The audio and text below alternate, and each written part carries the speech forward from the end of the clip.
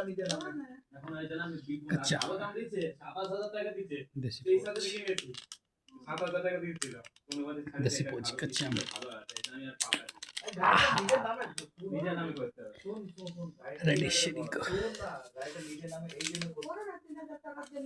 শোন না গাড়িটা নিজের নামে এই জন্য কর দেখ কোনোদিন যদি তো এই গাড়িটা অ্যাক্সিডেন্ট হয়ে গেল না ফাঁসবে ও ফাঁসবে না একজন আমাকে ঘরে বললো ও বলছিল যে আমাকে যে বাপু তুমি পড়া নাও তুমি কোথায় কি হলো না আরে চুরি টাকা করা বলা যায় ঠিক আছে, চুরি হয়ে গেলো। তো বলছে আমি বলতে থেকে যাবো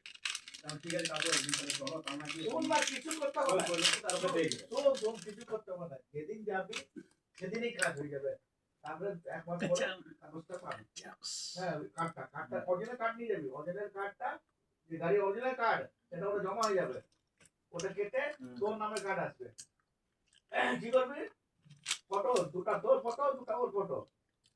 দুটা ইয়া তিনটা তোর ফটো মোবাইল নম্বর আধার কার্ড প্যান কার্ড তোর আধার কার্ড প্যান কার্ড ওরও মোবাইল নম্বর বুঝলি আর ফটো তিনটা করে ওরা দুজনে রেখে নিবি আর চলে যাবে আর চলে গিয়ে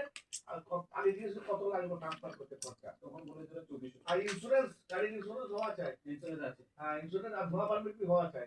এগুলো সব হওয়া চাই কমপ্লিট তারপর চলে যাবে আর চলে যাবে আর ওখানে বলে কত লাগবে খরচা নিবি কত লাগবে 2400 টাকা বলছে 2400 দিয়ে 2400 আর 50% দিবি যা দিবি তো করে দিয়ে আর তার কাগজটা ফিল আপ করো ওর সামনে সাইন কত কবে আমার নামে ওর সামনে সাইন করাইবে